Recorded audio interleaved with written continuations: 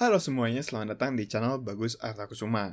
Di video kali ini gue masih ingin membahas tentang iPhone XR, tapi bukan hardware sih, karena kalau soal hardware gue udah bikin kira-kira 3 video ya soal itu. Sekarang yang ingin gue bahas adalah tentang iOS-nya. Nah, iOS itu kan sekarang udah sampai iOS 14 titik, berapa ya, 14.5 kalau nggak salah deh. 4, ya, iOS 14.4.2 kalau di tempat gue ya. Kalau misalkan nanti lu nonton iOS 14.5 udah rilis ya beda lagi ceritanya. Nah, tapi di sini gue bahas konteksnya iOS 14.4. Gue sebagai pengguna lama Android, gue pakai itu dari tahun 2014 ya, udah berbagai macam merek yang gue pakai.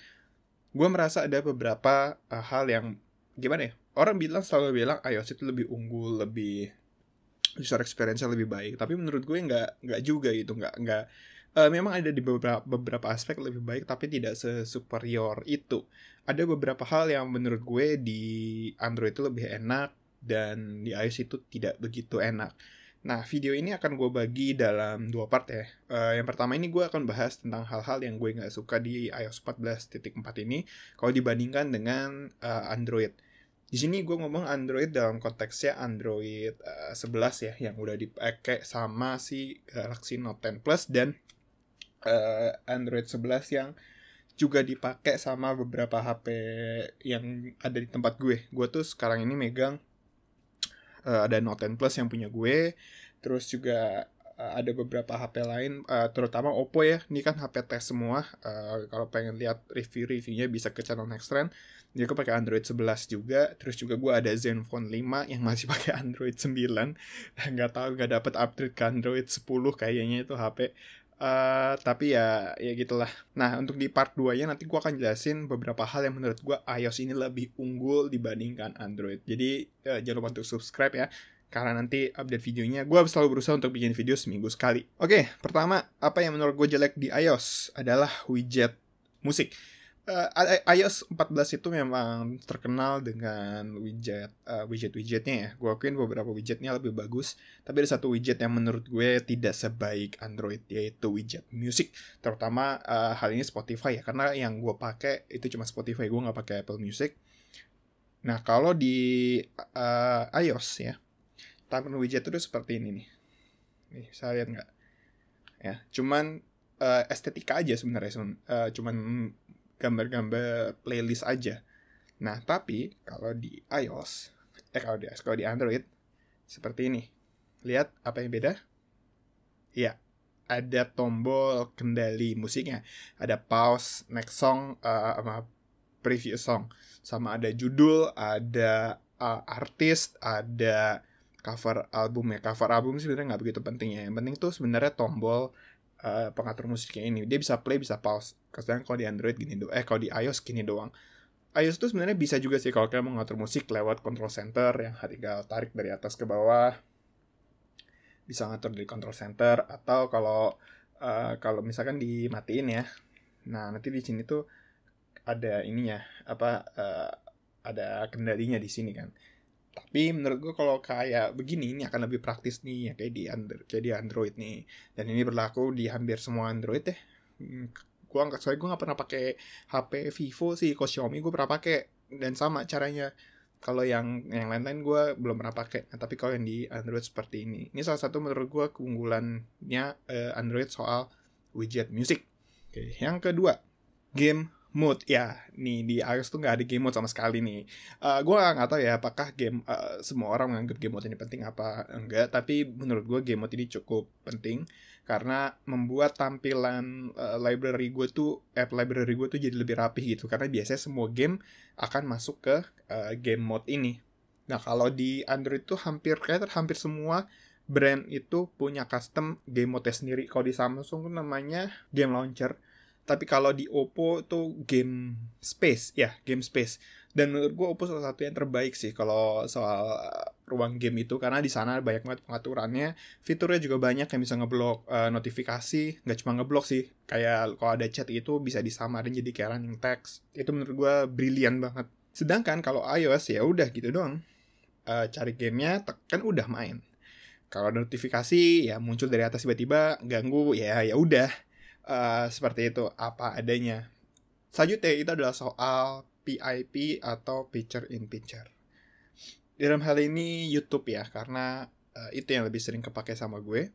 Di iOS ada fitur PIP itu, tapi kayak cuma berlaku untuk player video bawaannya. Dan itu pun juga jarang gue pakai. Tapi yang menurut gue paling mengganggu ini adalah YouTube. Gue atau ini mungkin ini salahnya YouTube-nya, salah Google, atau bisa jadi juga salah Apple-nya. Gue gak tahu ini salah siapa ya, tapi kayaknya di antara kedua pihak itu nih yang salah. Kenapa PIP di YouTube itu tidak menyenangkan, tidak ada sebenarnya lebih tepatnya ya. Gue nemu sih beberapa trik ya di internet gitu, bagaimana cara enable picture in picture YouTube gitu, tapi ribet, lu mesti lewat Safari, mesti lewat masukin kode-kode JavaScript di shortcut, ya itu ribet tuh menurut gue. Kalau di Android lu tinggal buka aja aplikasi YouTube nih ya, terus gue tinggal nyetel video. Oke, mau PIP tinggal tekan home, selesai, udah ada di sini. Gedein lagi tinggal tekan, tuh muncul lagi. Sedangkan kalau iOS, buka YouTube ya, nih ya, buka YouTube,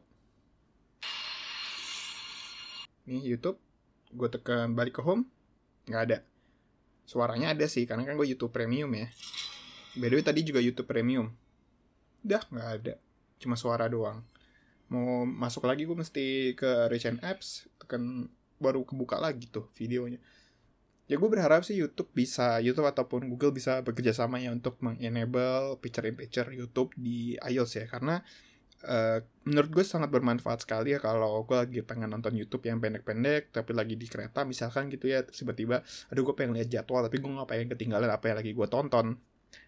Ya ini sangat berguna sekali sih picture in picture ini. Selanjutnya itu tentang indikator baterai. Nah indikator baterai ini sebenarnya ya it's agak personal sih ya. Kalau di iOS itu gue tidak menemukan cara bagaimana gue bisa nampilin persentase baterai di indikator di atas ini. Gue kalau mau ngeliat indikator baterai, gue harus pasang widgetnya. Ya widget yang itulah kalian tau lah. Terus atau buka control center, kalian baru bisa lihat persentase baterai. Widget ini pun juga kalau misalkan kayak tersambung dengan perangkat Bluetooth juga persenannya hilang. Dia akan munculin indikator baterai dari perangkat yang tersambung lewat Bluetooth. Sedangkan kalau Android, itu baterainya itu bisa, indikator baterainya itu ada di atas. Dan ini bisa di enable, bisa di disable, serah kalian mau pasang persentase baterai, kalian mau pasang persentase baterainya atau enggak. Kalau gue sih milih pasang karena gue jadi lebih tahu secara real time baterai gue sisa berapa persen, nggak cuma sekedar gambar seperti ini aja kayak ini loh, kayak Pinocchio zaman dulu. Gue tahu ini masalah simplicity ya, tapi gue sih lebih milih fungsionalitas ya daripada desain.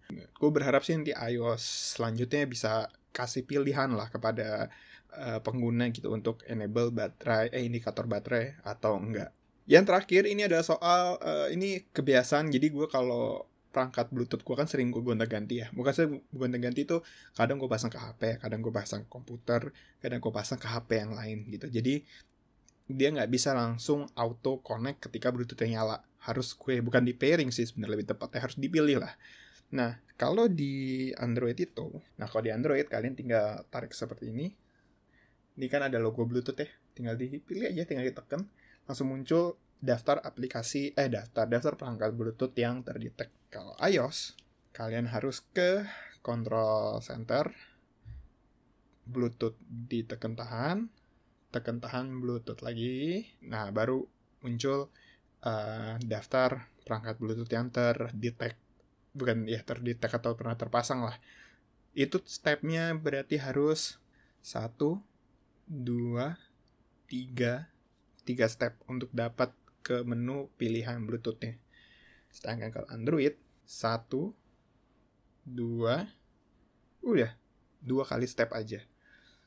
Mungkin perbedaan 1 step ini buat kalian nggak begitu besar ya, tapi ketika sedang terburu-buru atau pengen cepet-cepet, ini akan sangat berpengaruh. Dan ini nggak cuma Bluetooth, tapi berpengaruh juga ke Wi-Fi. Kalian mau buru-buru connect ke Wi-Fi, harus ngelewatin 3 step tadi di iOS, sedangkan di Android cuma 2 step. Ini yang menurut gue kekurangan juga di iOS. Oke, segitu dulu aja kekurangan-kekurangan yang gue rasakan. Ini kekurangan yang istilahnya apa ya? Gue sesuai dengan kebutuhan gue sehari-hari. Kalau kalian kebutuhannya beda, pasti mungkin beberapa kekurangan ini nggak relevan dengan kalian ya. Tapi gue yakin sebagai pengguna lama Android, hal ini cukup berpengaruh buat gue, dan gue berharap ada perbaikan di update iOS berikutnya. Entah Apple mau denger apa enggak, gue enggak. Ya udahlah kalau nggak mau denger gitu ya. Tapi apakah kekurangan ini membuat gue merasa iOS lebih jelek daripada Android? Enggak juga, karena seperti yang gue bilang, iOS emang lebih baik di beberapa hal, tapi tidak sesuperior itu. Ada beberapa hal yang lebih baik dan Android lebih baik. Nah, soal iOS yang lebih baik daripada Android ini yang akan gue bahas di video selanjutnya. Makanya jangan lupa untuk subscribe dan tekan tombol loncengnya juga, supaya nanti kalau ada video baru gue bisa kasih notifikasi langsung ke kalian.